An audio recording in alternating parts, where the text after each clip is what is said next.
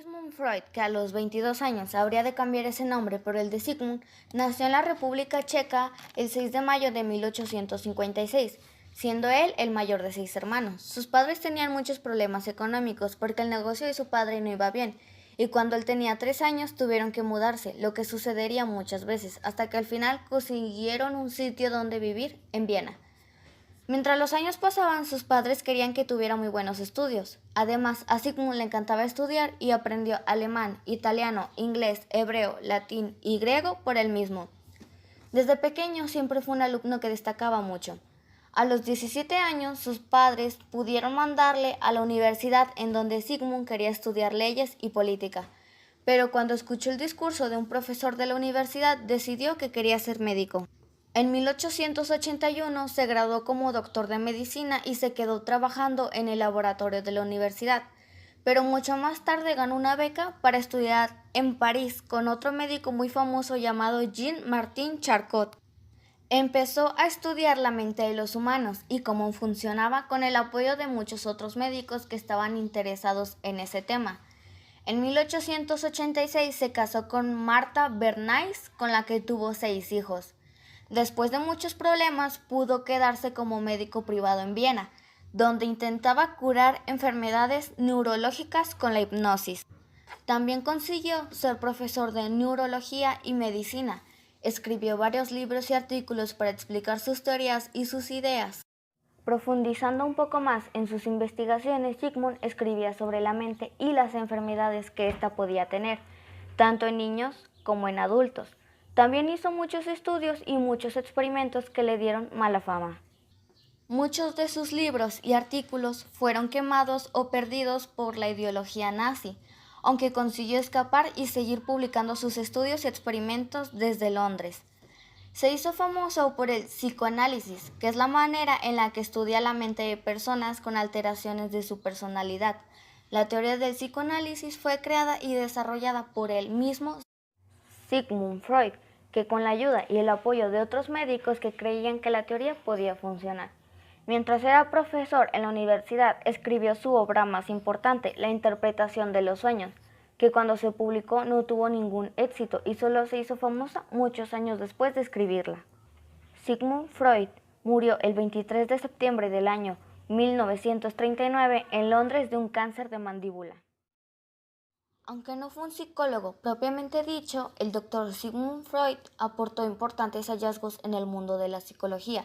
Desarrolló la teoría psicoanalítica, donde decía que el ser humano se mueve por impulsos de sí mismos, que no son buenos ni malos, y estas son las fuerzas psicológicas inconscientes que afectan fuertemente al pensamiento humano y se originan en las emociones de la niñez y su influencia dura toda la vida.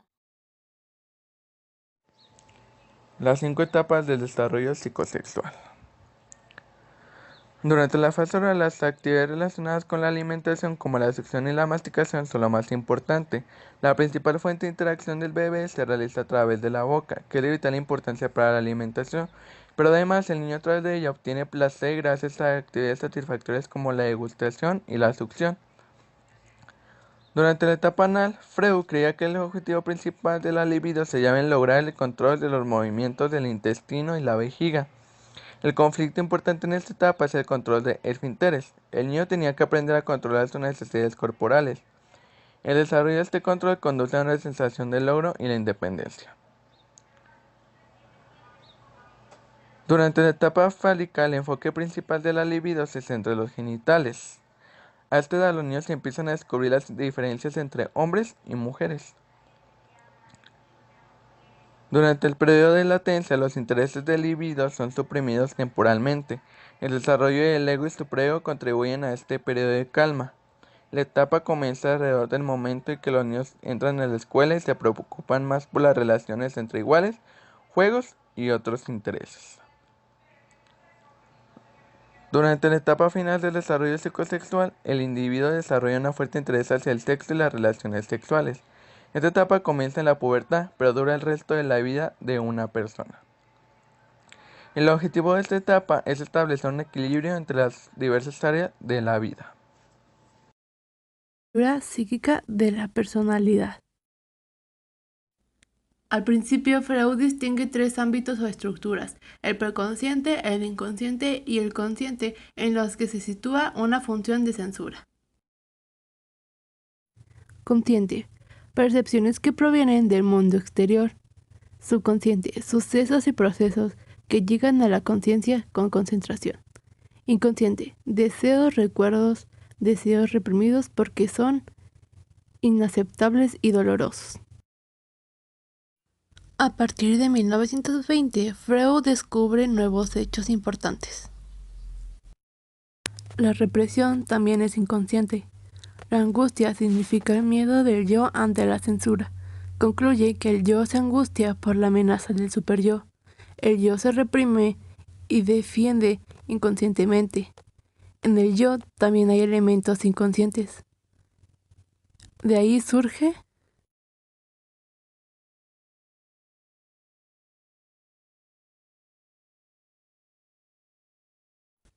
el ello.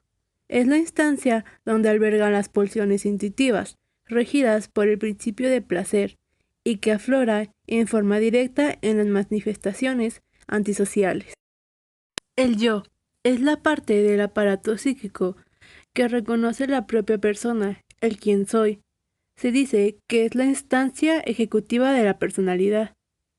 El yo tiene una función reguladora, medidora entre el ello y el superyo, y obedece al principio de la realidad. El superyo es la voz de la conciencia moral, producto de la internalización de las normas y valores transmitidos por los padres a través de la educación. Lo relacionamos con la conciencia moral.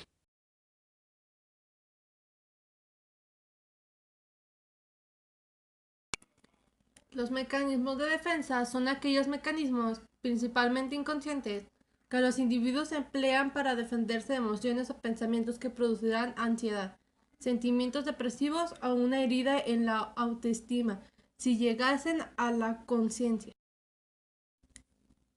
Su propósito es proteger al yo de la ansiedad o sanciones sociales o para proporcionar un refugio frente a una situación a la que uno se puede hacer frente por el momento.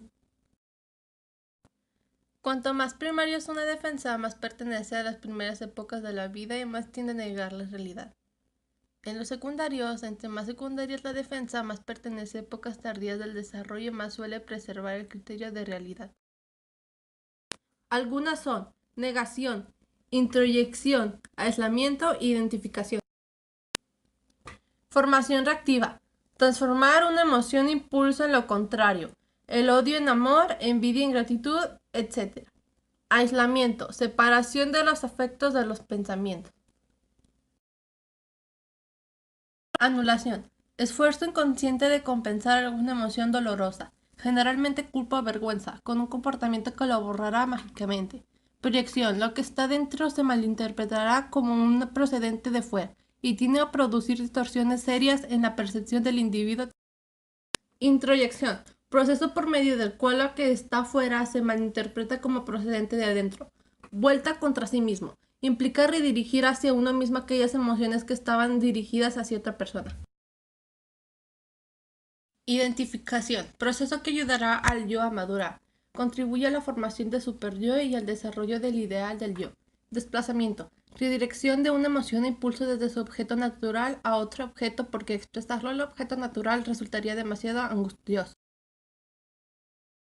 Desvalorización: consiste en la necesidad de otorgar un valor o poder esencial a una persona de la que se depende emocionalmente. Escisión: consiste en la tendencia de separar el mundo y las personas en buenos y malos.